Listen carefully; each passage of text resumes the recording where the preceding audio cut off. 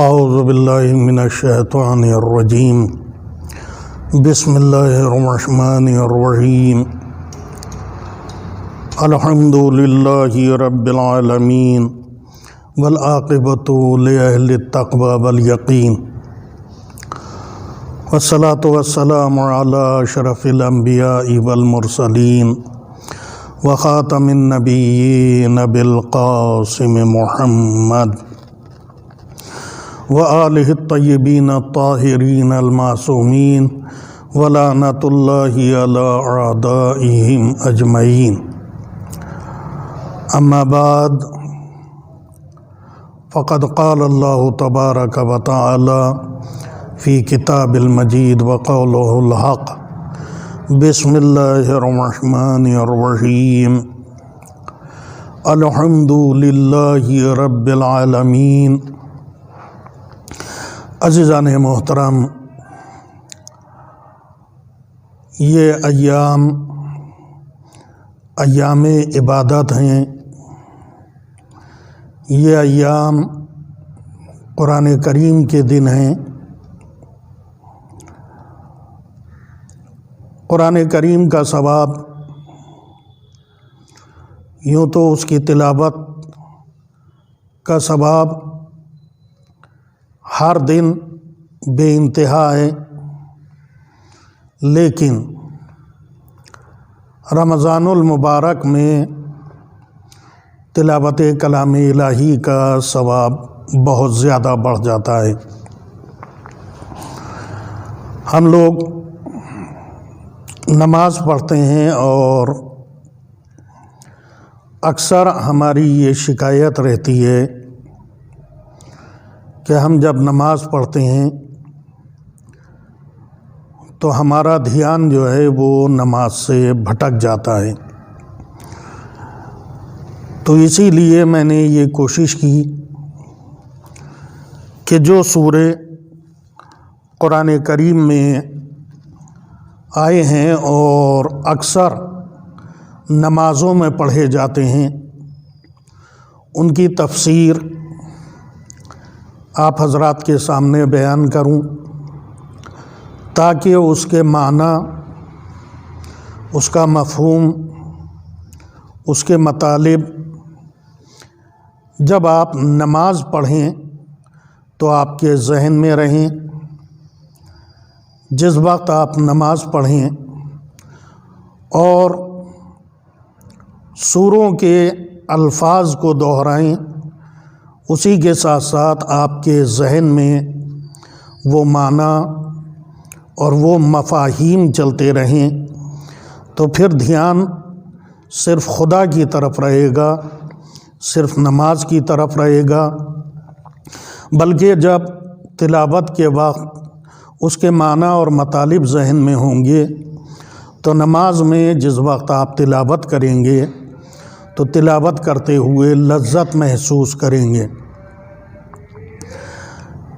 یہ سورہ حمد جو قرآن کریم میں سب سے پہلا سورہ ہے، اس کے سلسلے میں کہاں نازل ہوا؟ بعض نے کہا ہے کہ یہ مکے میں نازل ہوا، اور بعض نے کہا ہے کہ یہ مدینے میں نازل ہوا، لیکن ساتھ ساتھ اکثر علماء کا اس بات کے اوپر اتفاق ہے کہ یہ ایک مرتبہ مکے میں نازل ہوا، ایک مرتبہ مدینے میں نازل ہوا۔ اس سورے کی 7 آیتیں ہیں۔ بسم اللہ کو ملانے کے بعد اس کو سورہ حمد بھی کہتے ہیں، اس کو فاتحۃ الکتاب بھی کہتے ہیں، اس کو سبع مثانی بھی کہتے ہیں۔ سورہ حمد اس لیے کہا جاتا ہے کہ اس کی ابتدا میں خدا بند عالم کی حمد و ثنا کی جا رہی ہے۔ فاتحۃ الکتاب، فاتحہ اس چیز کو کہتے ہیں کہ جس سے کسی چیز کی ابتدا ہو، کیونکہ قرآن کریم کی ابتدا اسی سورے سے ہو رہی ہے، اس لیے اس کو فاتحۃ الکتاب کہتے ہیں۔ سبع مثانی، اس کی بھی چند علتیں ہیں۔ ایک تو یہ کہ 7 آیتوں والا سورہ 2 مرتبہ جو ہے یہ 7 آیتیں نازل ہوئی ہیں۔ ایک اور روایت میں آیا ہے کہ سبع مثانی اس کو اس لیے کہتے ہیں کہ ہر نماز میں اس سورے کی تکرار ہوتی ہے، یعنی پہلی اور دوسری رکعت دونوں میں جو ہے وہ اس کو تکرار کیا جاتا ہے۔ اس کی فضیلت یہ ہے کہ ایسا سورہ کسی نبی کو عنایت نہیں کیا گیا۔ یہ سورہ خدا بند عالم نے فقط پیغمبر اکرم کے لیے خاص کیا ہے۔ صرف بسم اللہ میں جناب سلیمان پیغمبر کو شریک کیا ہے کہ بسم اللہ الرحمن الرحیم کی تعلیم خدا بند عالم نے جناب سلیمان کو بھی دی، اور قرآن کریم میں سورہ نمل کے اندر جہاں جناب سلیمان نے بلقیس کو خط لکھا ہے تو وہاں پر بسم اللہ الرحمن الرحیم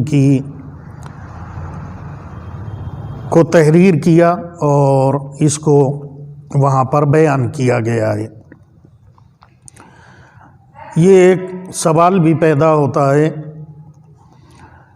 کہ وہ کون سا سورہ ہے کہ جس کے اندر بسم اللہ 2 مرتبہ آیا ہے؟ تو سورہ نمل ہے۔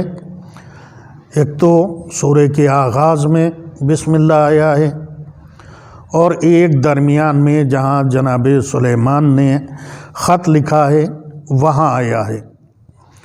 تو اس طریقے سے سورہ براءت میں بسم اللہ نہیں ہے، اور اس سورے میں بسم اللہ 2 مرتبہ آیا ہے۔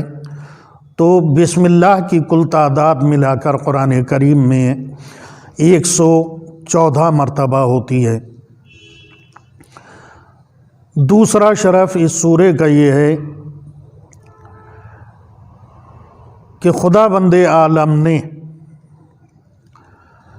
زمینوں اور آسمانوں اور اس کے درمیان جتنی چیزیں ہیں سب سے زیادہ بافضیلت خدا بند عالم نے اس سورہ مبارکہ کو قرار دیا ہے۔ سورہ حمد کے خواص کے سلسلے میں بعض روایات ہیں۔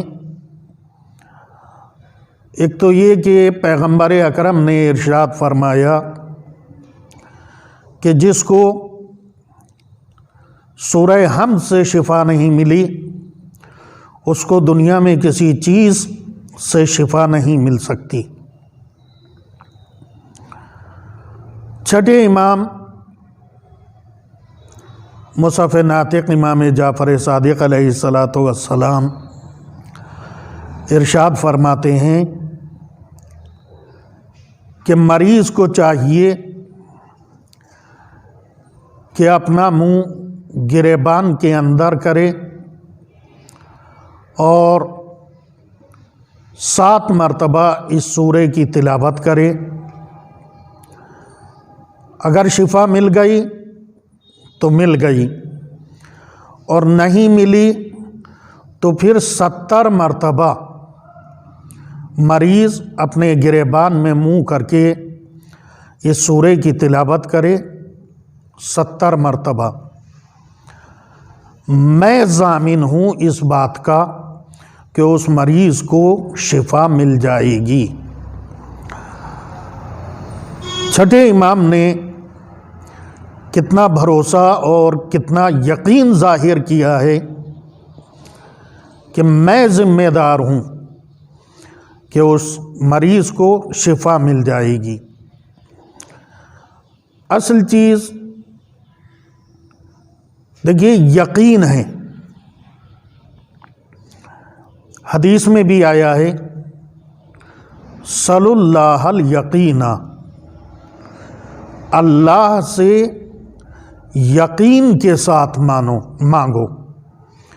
ایسا نہیں ہونا چاہیے کہ زبان سے تو ہم کچھ مانگ رہے ہیں اور ذہن کے اندر یقین نہیں ہے، پتہ نہیں خدا یہ دے گا یا نہیں دے گا۔ تو بہرحال یقین کے ساتھ میں اپنے رب سے مانگنا چاہیے۔ سورہ حمد وہ سورہ ہے کہ جو انسان اس کی تلاوت نماز میں نہ کرے تو اس کی نماز نہیں ہوگی۔ اس کے سلسلے میں بھی روایات اور حدیث ہے، لا صلاۃ الا بسورۃ الحمد یا بسورۃ فاتحۃ الکتاب،